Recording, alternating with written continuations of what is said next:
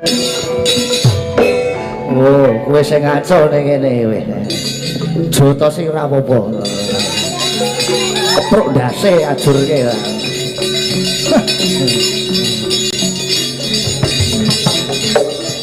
Tak jaluk kembang Wijaya Kusuma langkauna bangke Antasena. Wah!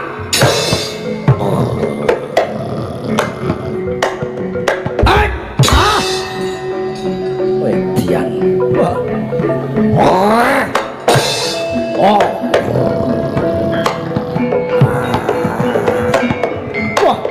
Wah. Atas awakmu. Up.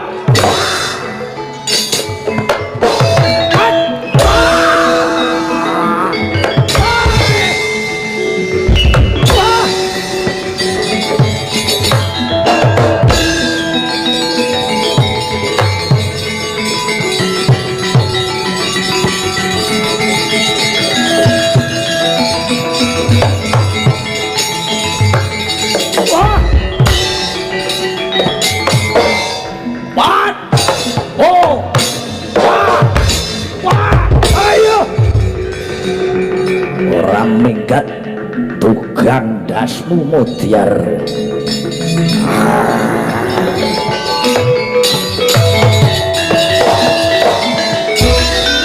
Kobolo kang dunia prang campur samya ngati halir dadek leting kudu dayangkung menguncang itu oh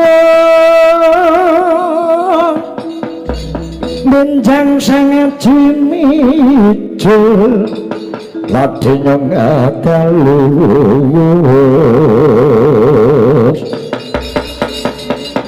tersta Surawilaga kaya buta sing ngomragi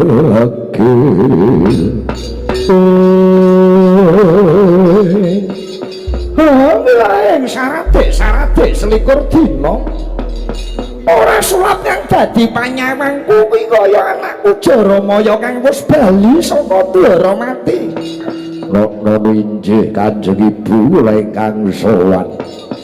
Kepiye anggonmu tak utus ngreka daya budidaya nyidra pusaka Dwarawati kembang Wijaya Kusuma. Entuk gawe apa ora yo nggih ora ge matur marang pun Ibu. Kepareng matur Kanjeng Ibu nyuwun duka ingkang kathah.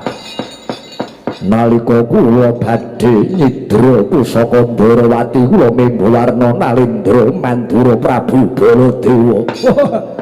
Boten ana boten mlegewa kadenangan dening anak Werkudara Antasena. Katoba.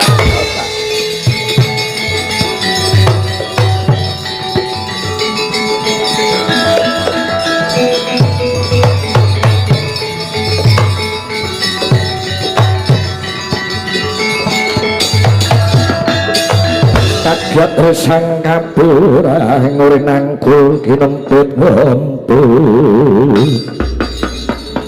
busang retnaning bawana. Lah kok bisa nganti konangan Antasena ki mau lara-larae jlentre piye nggih Jaramaya?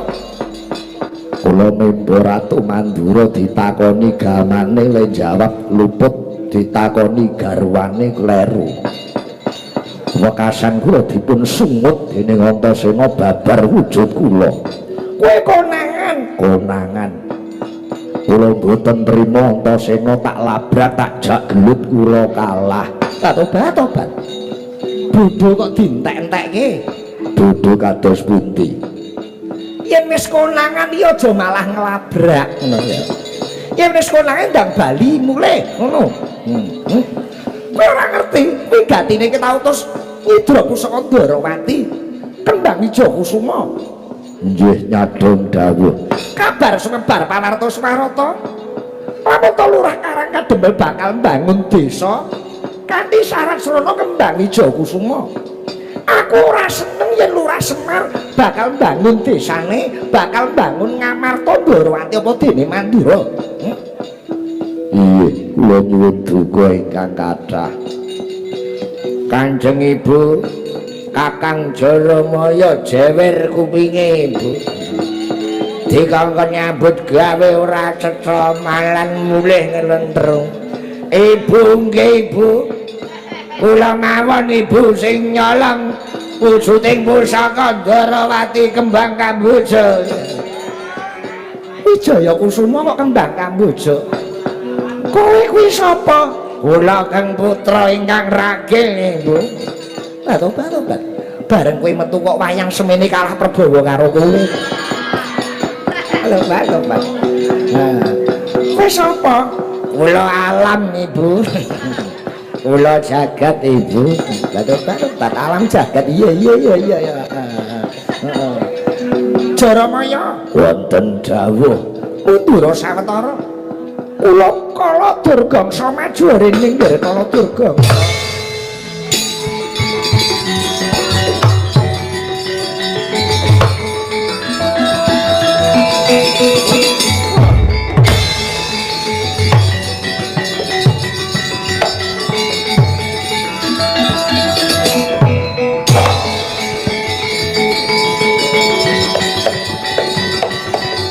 Toto Gatul Sayendriaksa Sara Maruta Bawana Bana Margana wonten tinimbalan ingkang dawuh ajaib. Kala Durgangsa kantinen Prawadya Bala dandang manguri kang pepetingan. Pun Ibu Durga perintah marang jeneng sira. Iki dina Ndarawati biyuki batang sayuta. Bayangan wujude pusaka Ndarawati yogi kembang Wijaya Kusuma. Lajeng bidalipun bencang menapa? Besok dadak ngenteni apa budal dina iki ya kula estuaken dawuh Ibu. Enjing bidal gumara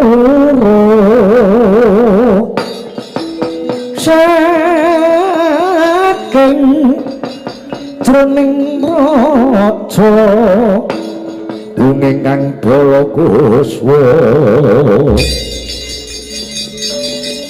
Prabosanganira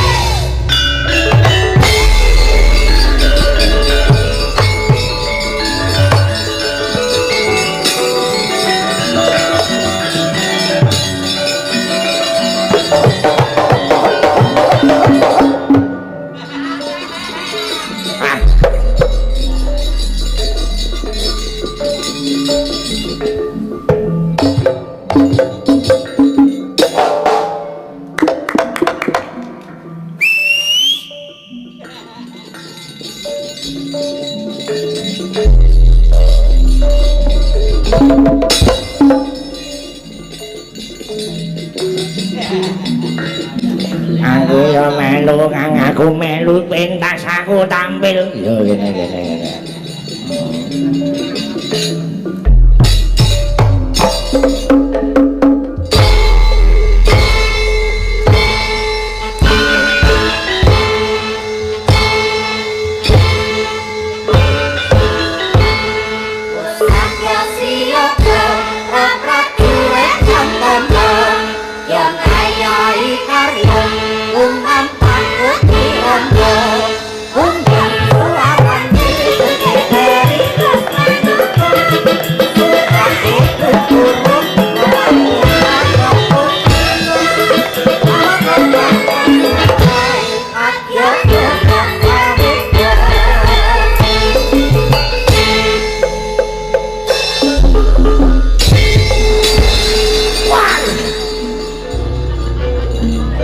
Cilik do nusul rene. Oh. Ambek puno wayang iki dipulas kok sepidol. Apik men. Kyai Talang.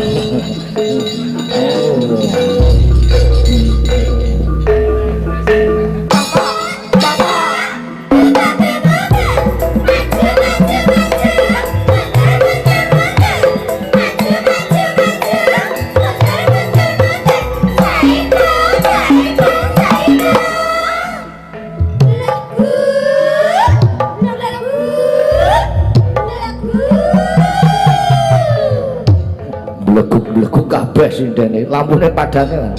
Oh. Oke. Wah, jero lupat ngono 789. Sing kompak maju pundake maju, mundur pundake mundur. Oke? Asik.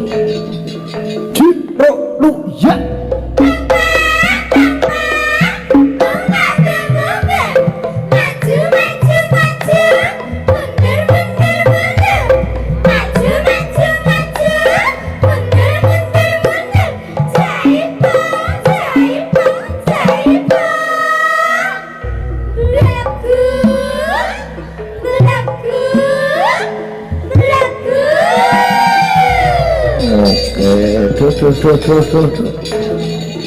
Coba Indri.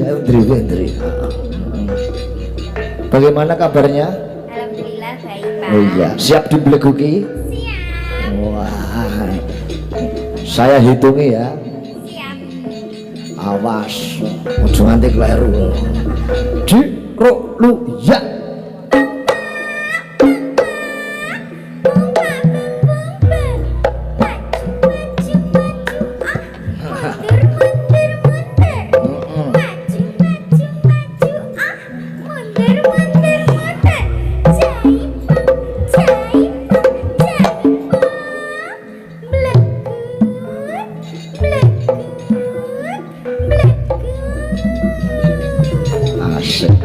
lumayan ya.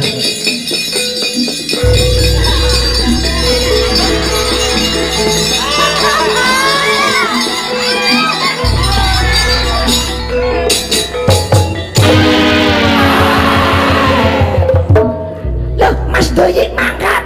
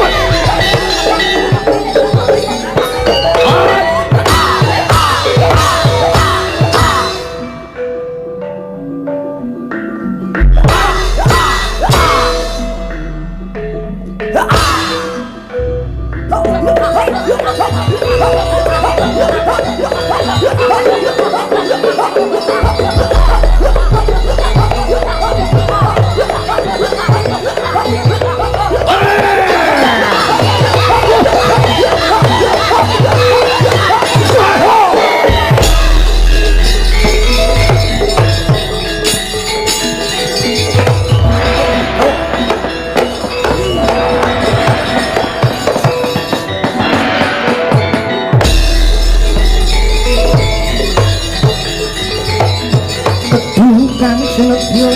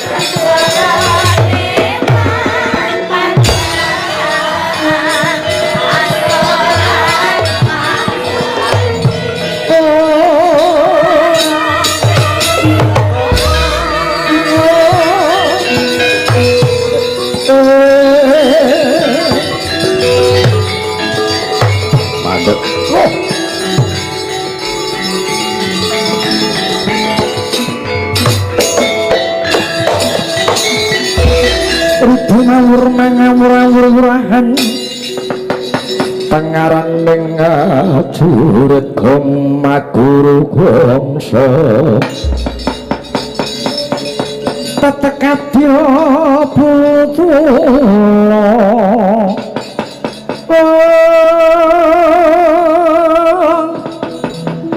war panjriting torang gestu rekata ingkang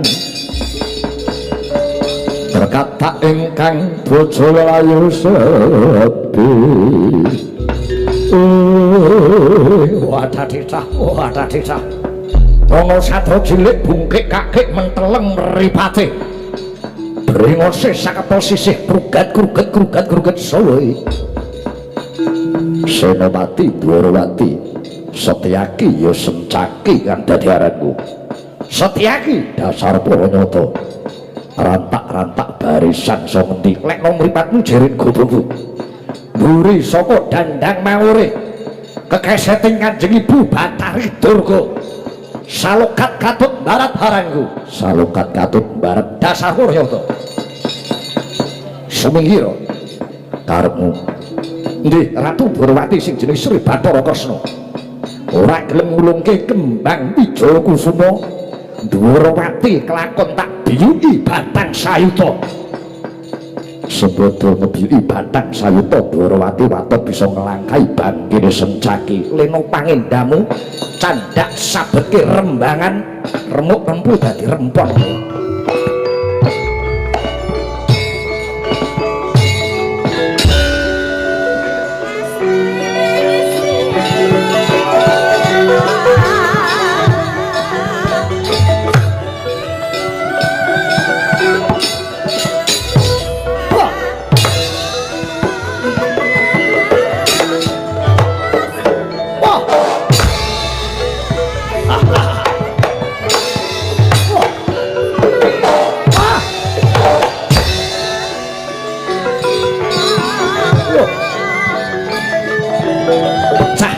kelakon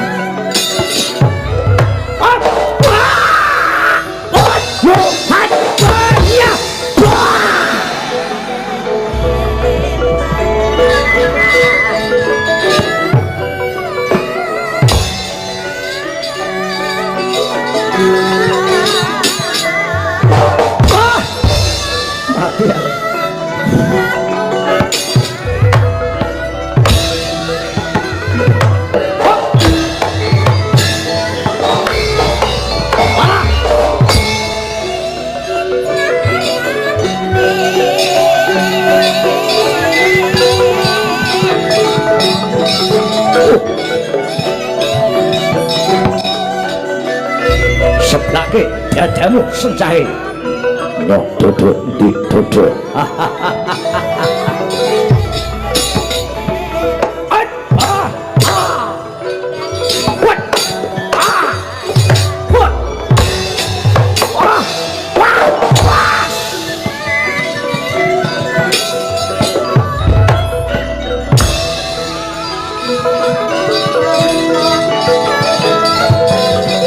Dian. Yo. Hop, hop, hui, kwet, canda, Lu wet. Wet. mati.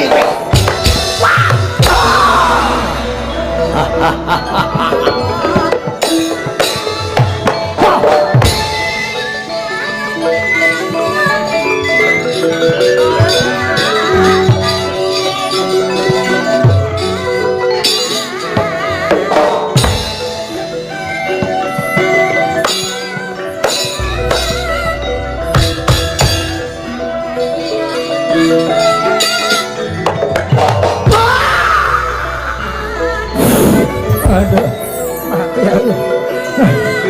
Dijamu aku. Ayo, kabeh kowe. Oh. Aduh. Wah, canda, pas. Yo, Dian, wah, wah, mati ya, pas. Weh, dia kalah.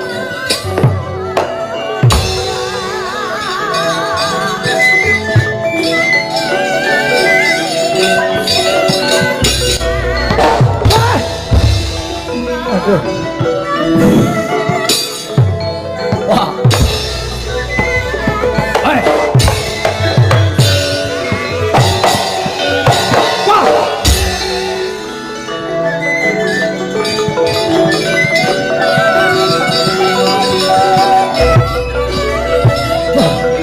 Yo. Oh, oh, hei, hat, pas. Oh, bah, bah. Dian. Hop, hi, ho, ha, Dian, pat, mati aku. Aduh yo. Oh. Canda. Wet, pas, pat, bah.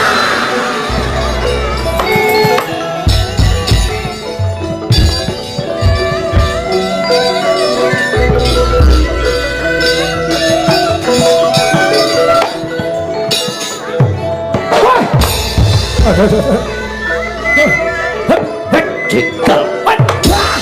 Lu Aduh, mati aku. Kok kapan jagoan? Wah, wah, wah, wah, wah, wah.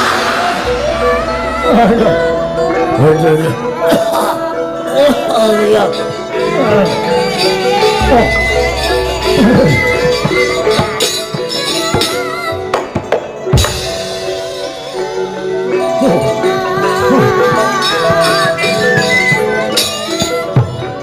Wah, oh, hei, Nang tolong gue berantem Pak. hop, hei, oh, aduh yang lulu, wet, wot, aduh dia. Sampluk godok pecas dahmu wis encaki. Hei. Oh.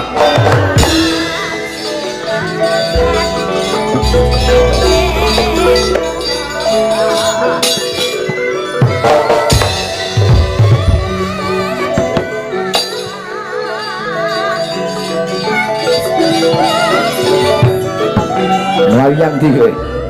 Sabut godok pecah dasmu. Maju. Oh, wet, lo, wet, wah, edan, wah, mencorot kurang ajar. Yo, oh, ah, wah, wet, wet, wah, ada yang lo,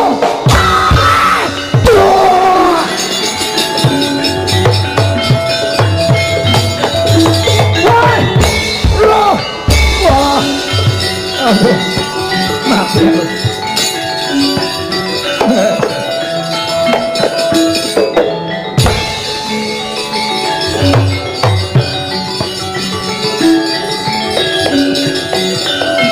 mundur, mundur.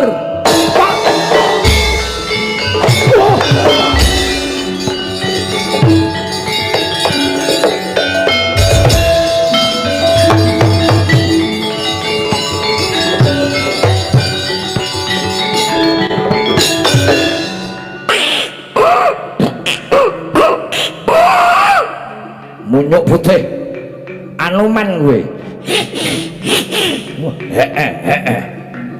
tak ricah-ricah mudar gue kakek aneh ngidiwoni ini racengesan yo candak nyuk munyuk gue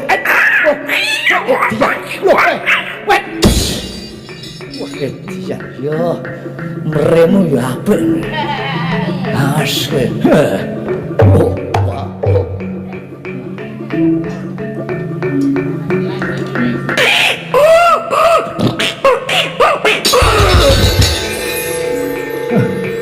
Dian bakul sosis iso mere yo as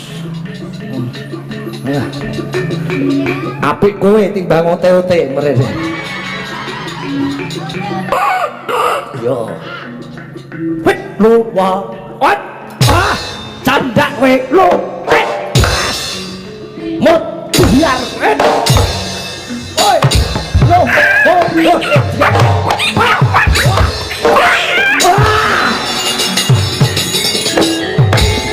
bolehin sama bolehin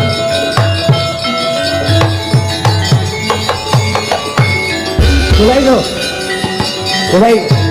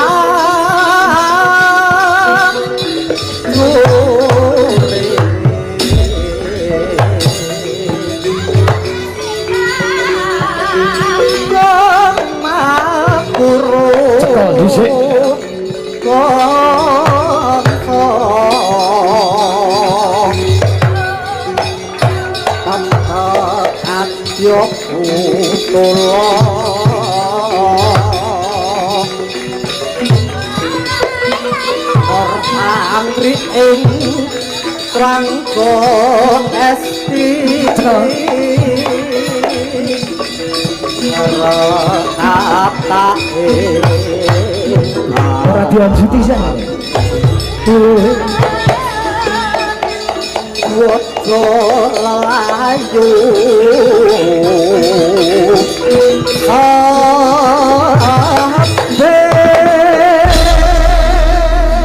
kepruk ndase ora apa-apa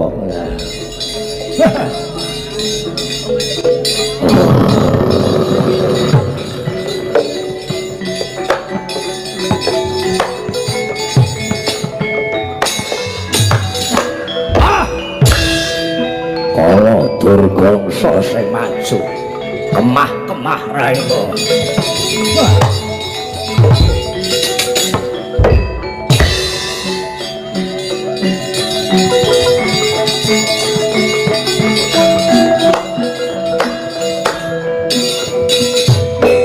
oh kowe sing ngaco ning kene wis joto sing ora apa-apa kepruk ndase ajurke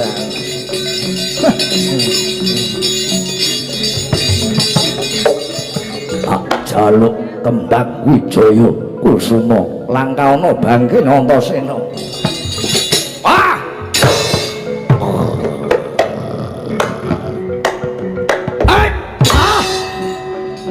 Wedian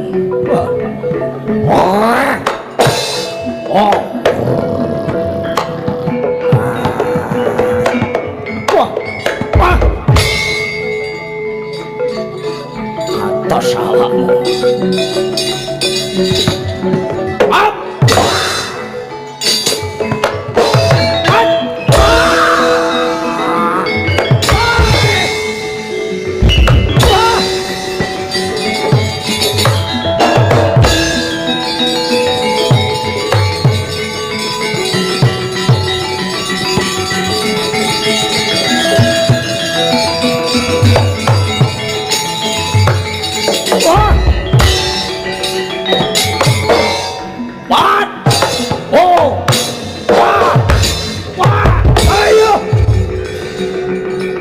Minggat tugang dasmu mudyar.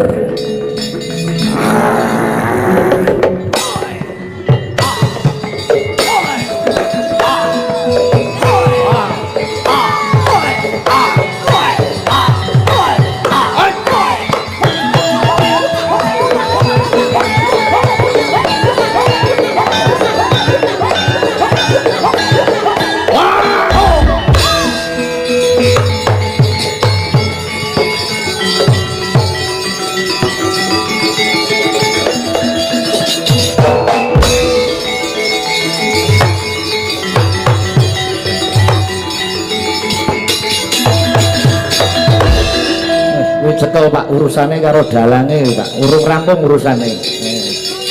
Enggak beblake. Dirangket sik kecrek sik lebokke sel sik. Urusane karo aku.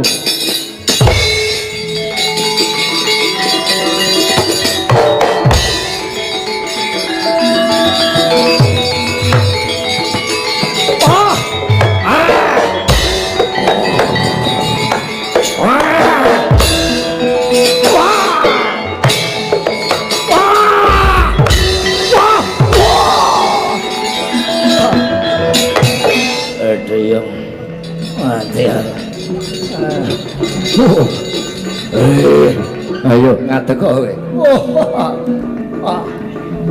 Pat!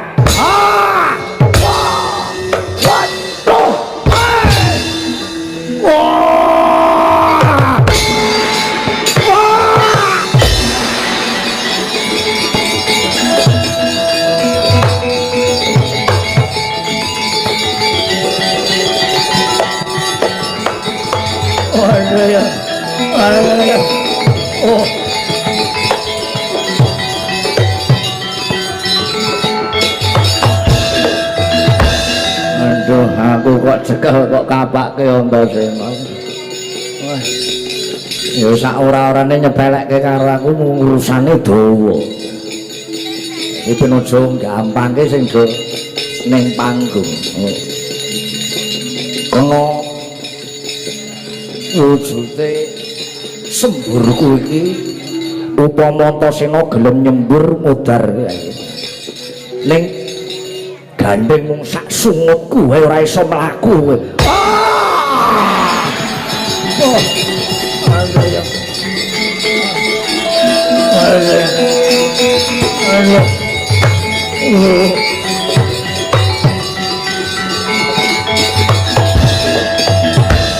Antasena sakwise kena sungutmu aku lempoh.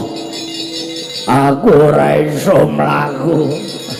Aku njaluk tulung Antasena, aku ora iso nulungi dapurmu. Nek pancen arep mulih brangkang kono tekan omahmu aja mati aku.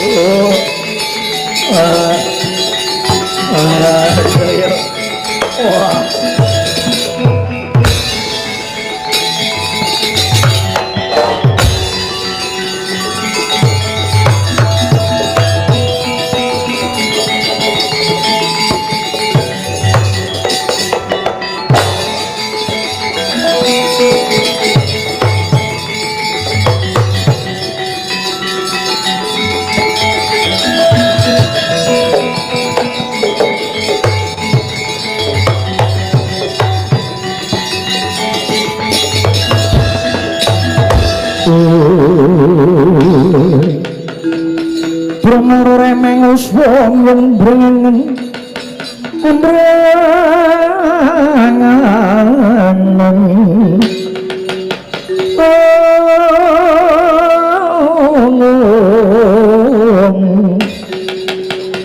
ning marga amal agung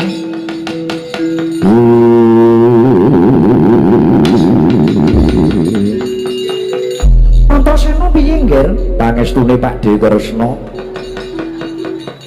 sing mimba warna Pakde Baladewa jebul tinemune putra-putra Dandang Mangurik Jaramaya kasil tak undurke lha ora wurunga kok malah nganti bala pirang-pirang ya pangestune Pakde Kresna wadya bala Dandang Mangurik tak undurke kabeh klebu kala durgangsa ya jagat Bathara pangestu para jagat Antasena matur nuwun ya nggih bocah bagus upama ora ana kuwi kahanan Dwarawati kaya ngapa ya saiki aku nagih janjine Pakde Kresna janji sing endi ngarep mau nyenguyung lekase Kyai Semar Badranaya nggone mbangun desa syarate nganggo kembang Wijaya Kusuma iki kembange tak gawa Siwa Kresna lenggah ana Dwarawati apa wa Kresna dhewe sing ngaturke marang Kyai Semar aja semelang wong Dwarawati dhewe kang bakal matedak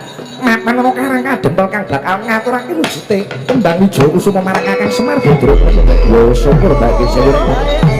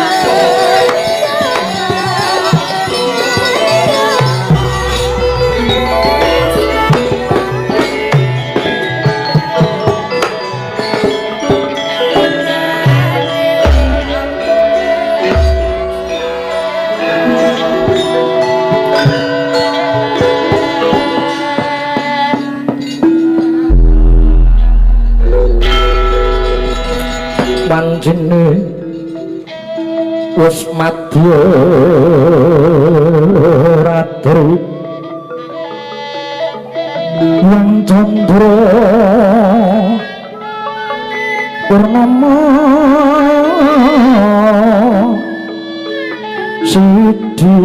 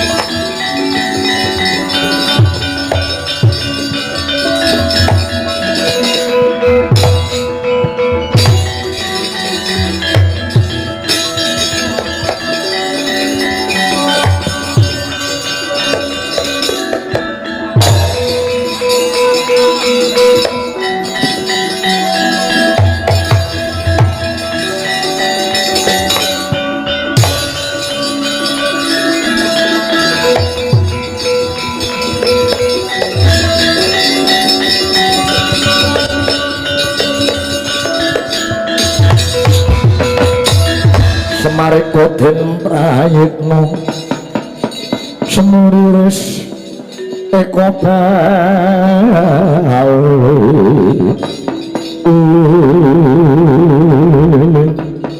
Kakang Semar Badranaya manut ature kula Gatotkaca jare Kyai Semar bakal mbangun desa syarat seranane Jamus Kalimasada Kakang iki pusaka ngamarta monggo lamun to kinarya srana nggone panjenengan mbangun desa Kakang Semar manut ature Antasena syarat seranane wujuding pusaka Ndarawati kembang Wijaya Kusuma iki dina kembang sono ngarsane Kyai Semar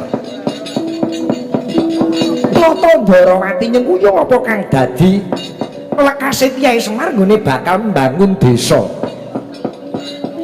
sababe apa nggone mbangun desa dadak nganggo syarat sarana iki morage paring dawuh Kyai nggih kula tak matur nggih Den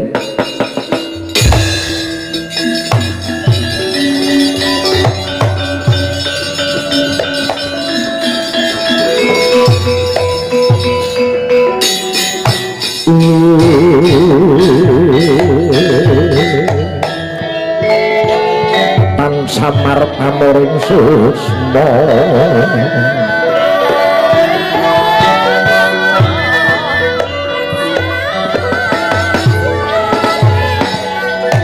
matur nuwun Darantasena Gatotkaca lantaran dika kalih Sinuwun Ndarawati sinuwun ngamarta kepareng rawuh ngasta pusaka Jamus Kalimasada dalah kembang Wijaya Kusuma Den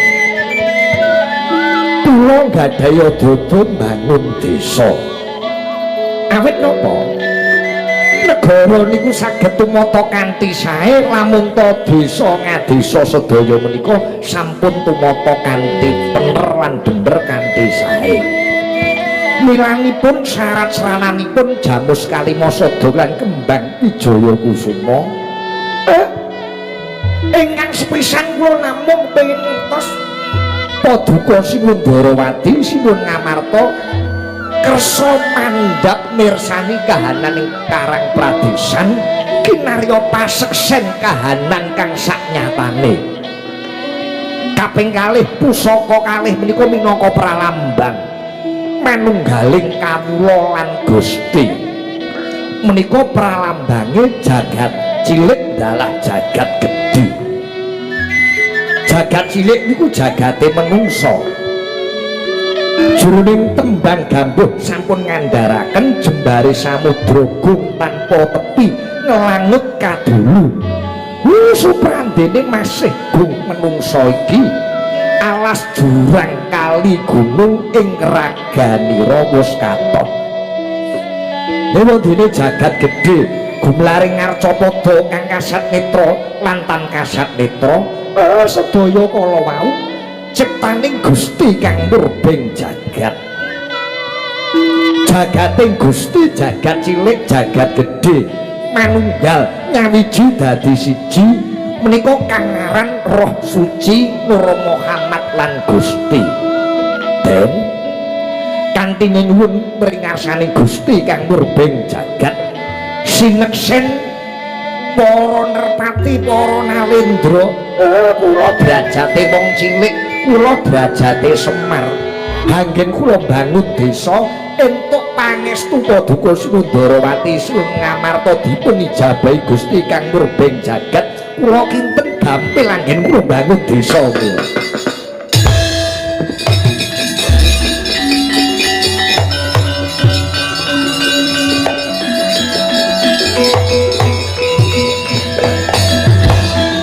Orang-orang legawa luhur kang dadi lekase Kyai Semar. Nggih.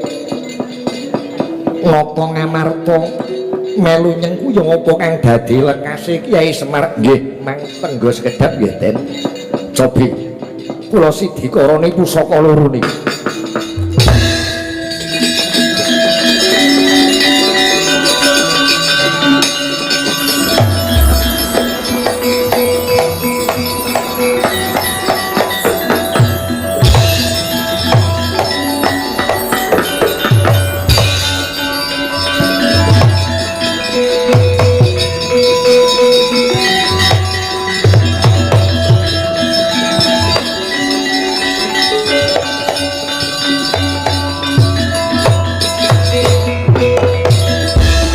Nata Kresna lan hangandika duh Yai Prabu ya sungkawing bias. Kakang Semar nggih Sinuwun Darawati dos pundi? Sawise Kakang Semar sumedi maladi hening suci ana wujuding cahya kang mijil saka jamus kalimah sada lan kembang wijaya kusuma. Mahanane sumulak padang kahananing Karang Kadempel kuwi apa? Nggih. Menika dayane wahyu kamulyan, dayane wahyu katentreman. Kanthi Semar bangun desa, mahanane mulya, mahanane tentrem sedaya para kawula ing Karang Kadempel minggahipun para kawula ing Ngamarta lan Darawati. Wahyuning kamulyan, wahyuning katentreman tumuhun dalu menika mahanani mulya lan tentreming sedaya para kawula ing Kadipaten Blora. Blora Mustika saya kuncara ngrembaka jayeng bawana rahayu rahayu rahayu salaminya.